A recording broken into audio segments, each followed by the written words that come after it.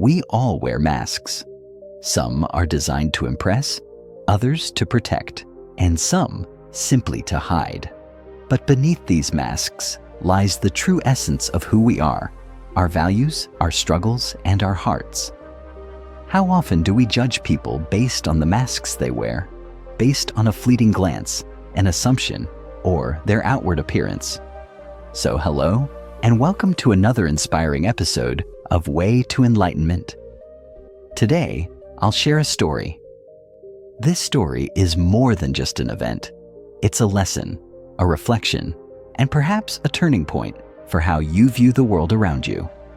It's a reminder of why you should never judge a book by its cover. So, let's start the story.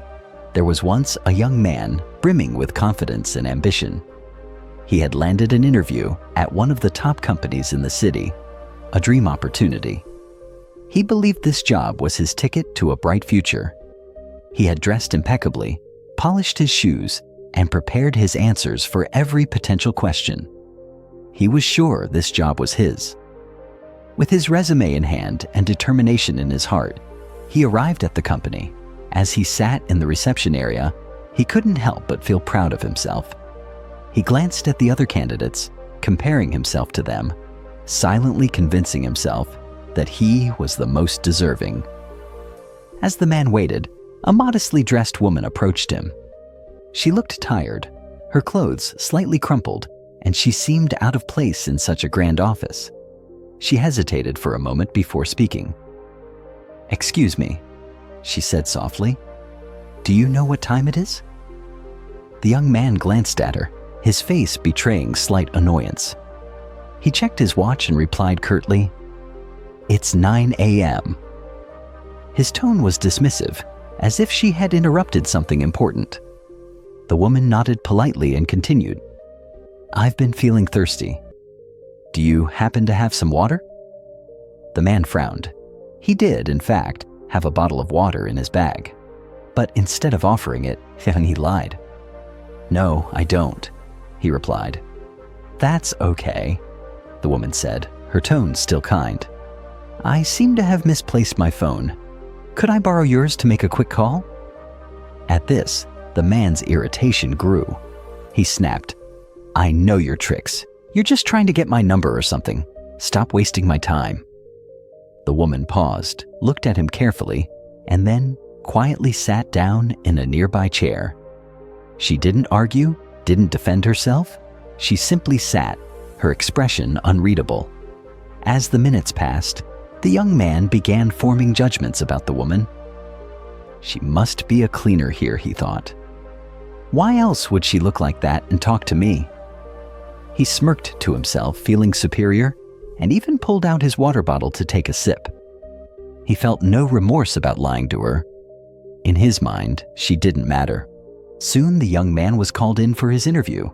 He aced the first round, impressing the panel with his polished answers and impressive resume. His confidence grew with each passing moment. "You'll now meet the CEO for the final round," one of the interviewers said. Feeling triumphant, the man walked toward the CEO's office.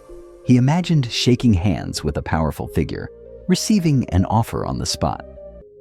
As he stepped into the room, his heart sank and his confidence vanished. Sitting behind the large, elegant desk was a face he instantly recognized. It was the same woman he had dismissed so rudely in the reception area. She wasn't a cleaner, as he had assumed. She wasn't someone insignificant or beneath him. She was the CEO of the company, a person of incredible accomplishment and authority. The realization hit him like a wave. He had judged her entirely based on her appearance and had treated her with disrespect. Now, standing before her, he felt the weight of his actions and the shame of his assumptions. The man stammered, trying to form words, but the CEO raised her hand gently. "It's okay," she said. "There's no need to explain." She paused before continuing. "You see, people often judge others by their appearance. It's only human. But here in this company, we value more than just skills and experience. We value character." You're qualified for this position, no doubt. But I need people on my team who are not just good at their jobs, but also good as human beings. What you showed today, the lack of kindness, the quick judgment, is not the kind of person I want representing my company." The man stood there speechless. The weight of her words crushed his pride. He had been so focused on impressing others with his qualifications that he had failed the most basic test of humanity: respect and kindness. So my friends, how many times do we do the same? How often do we judge someone's worth by their appearance, their clothes, or their circumstances? We often overlook someone's true worth because they don't fit the image we expect. The CEO's words weren't just about a job. They were about the values that define us as people. This story is a reminder that true value lies within. A kind heart, a respectful attitude. These are the traits that define a person's worth. History is full of stories that prove appearances can be deceiving. Albert Einstein was once labeled a failure as a child. He was thought to be a slow learner in his childhood. Steve Jobs often dressed casually, but his vision changed the world. Oprah Winfrey faced rejection and judgment early in her career. True greatness often hides behind modest exteriors. So, the next time you meet someone, pause and ask yourself, are you judging them by their cover, or are you taking the time to read their story?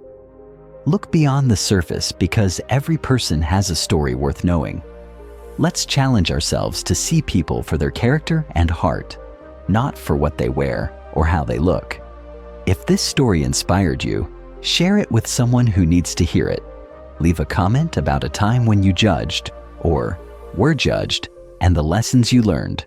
Don't forget to like this video, subscribe to our channel, and hit the notification bell for more inspiring stories. Together, we can create a world where kindness and understanding prevail. I will see you in the next video. Thank you for watching.